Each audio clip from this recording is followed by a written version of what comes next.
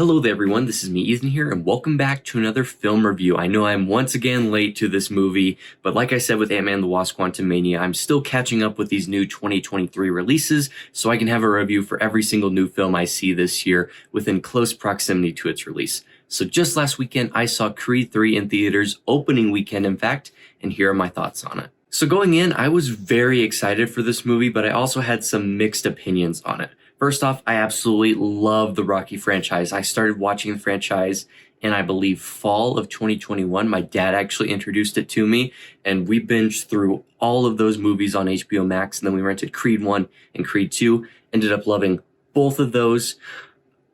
The only one I really dislike out of the Rocky franchise is Rocky 5. But anyways, regardless, I love this franchise so much. Almost every single film I've liked in some way, and they're just consistently really good, obviously, except for Rocky 5. So I was very excited for the next installment, obviously, because this franchise has been pretty consistently great. But then the news broke that this would be the first film in the Rocky franchise to not have Sylvester Stallone in it, to not have Rocky Balboa in it. Now, I understand that the Creed films are kind of a separate entity from the Rocky franchise, but Rocky was still a pivotal character in both films for Adonis Creed. But I did look on the bright side and thought to myself, I think Michael B. Jordan could hold his own in his own Creed film, and I think Adonis Creed is a great character that we've already been attached to for almost a decade now, and I think he can hold his own movie just fine. So I was very excited now to see a Creed film that was truly fully focused just on Adonis, his backstory, his character, and then I found out that this film was going to be directed by Michael B. Jordan, and that would be his directorial debut, and I was even more excited because for a directorial debut, that is huge. A film within the Rocky franchise to be your directorial debut, that's massive, and I was so excited to see what he cooked up. So first up with Adonis just as his character along with his family, I thought Adonis was once again great in this. Michael B. Jordan has put his all into this character ever since 2015 with the first Creed film, and I think his performance has just never stopped being phenomenal. He's still so good in here. And in this film, we actually see Adonis's family a lot more. We know that he's now married and he now has his child, Amara, that we saw from the second movie. She was born in the second movie, so we get to see her here, and she's fully grown, and she's now into boxing. I'm not going to get into spoilers, but there was a certain aspect of Amara's character that was showcased towards the beginning of the film, and there was supposed to be this dynamic with her and Adonis, I think, throughout it, but it never really got fully developed or fleshed out, which brings me to one of my points is that a lot of the scenes in the trailers I noticed weren't in the film, so I'm assuming a lot was cut out. It still ended up being really great, but I can tell that a lot was cut out from this film because that arc just didn't feel complete to me, at least. And also, I enjoy the sort of melodramatic scenes. I know some people don't like that in the Rocky franchise where sometimes it gets over melodramatic, but honestly, it's never really bothered me. I've always been invested in these characters, so these scenes tend to feel pretty heavy and I feel the emotions, so it works for me. Next up is Damien Anderson, or Dame Anderson, portrayed by Jonathan Majors, and man, he is knocking it out of the park this year. I said in Ant-Man and the Wasp: Quantumania that Jonathan Majors was the highlight of that film, but here, he's still the highlight of this film, but it's an actually fully well-rounded movie, in my opinion, with a fantastic performance from him. And I was so happy with this character. I think he's probably the best antagonist we've gotten within the Rocky and Creed films since Apollo Creed. There's such a personal connection to Adonis with Dame, and I think that adds so much more weight to their final fight, and it goes beyond, okay, I'm winning this for a trophy, I'm winning this for a belt, this is personal, I need to beat him, I need to let out my feelings, and it's just a lot more personal, and you can see it throughout the film, and I felt their characters, you can see the dynamic perfectly, and the young actors did really well during those flashback scenes. So overall, a fantastic antagonist, the best since Apollo Creed. Now, I do have to mention, obviously, no Rocky Balboa. He is my favorite movie character of all time, so I was pretty bummed not to see him in here.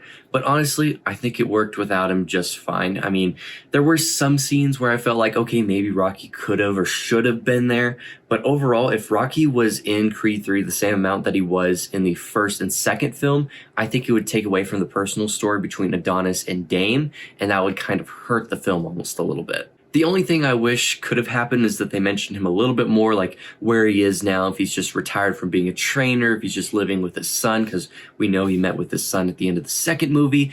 I just wish they maybe addressed where he is a little bit more. I think there's only one name mentioned, but it's not about where he is. It's about what he's done in the past, and Adonis is sort of making a comparison, like, remember whenever Rocky and Apollo did this? There's no real mention of where he's at in life anymore. Next up is the fighting stylization, and Michael B. Jordan said recently a lot that the fights were going to be inspired by anime that he grew up watching, and you can clearly see that. It is a very different approach from every Rocky film, every Creed film, even though some of the films like Rocky Balboa and I think Creed even sort of changed up how those scenes were directed. This one's entirely different. It is very stylized. It is a lot more flashy. I'm kind of mixed on it. I did overall like it. I think some of those scenes were really cool and really well shot. You can see in the trailer, like there's a moment whenever Dame punches Adonis right in the chest and you see sweat drops just come off of his back. It was an insane shot. There are so many good shots there.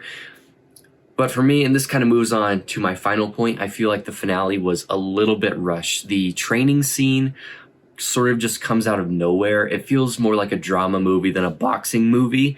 So they have to include these scenes because it's a Creed movie, because it's connected to Rocky. You have to have the uplifting training montage that goes into that final fight, and it just feels like it happens out of nowhere.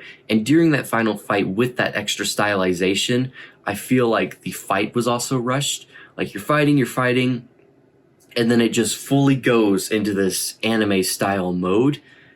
And by the time you're out of it, it's round 12. It's the final round. And as much as I did like the change of pace for these boxing scenes, and they're very different from the others, and I appreciated that, it made the ending really just stop. Like, you get all of this so quickly, and it's just fast-paced punch after punch after punch. It's so good. But then by the time you're done with it, the round's almost over, and the fight scene just doesn't feel as long as it should, especially compared to the previous Rocky films and the previous Creed films. They both felt a lot longer just because they weren't as stylized, so it's kind of a balance for me. And also, I'd like to mention with that training scene, it just felt a little bit less motivational to me. I like the connection between Dame, and I felt the emotion during that, but I didn't feel like that uplifting sense of motivation that I have during all the past Rocky and all the past Adonis training sequences.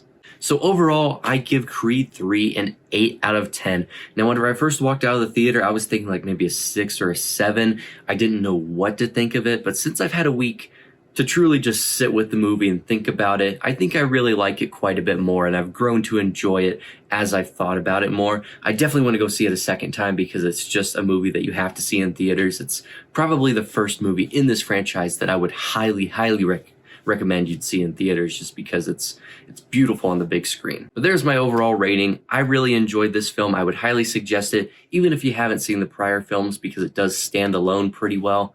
But all in all, I absolutely loved Creed 3. I think it's slightly better than Creed 2, but not quite as good as the original one. So if you all enjoyed this review, and if you all enjoyed this video, please be sure to like, comment, and subscribe. And as always, I'll see you in the next one. Bye, and have a great day.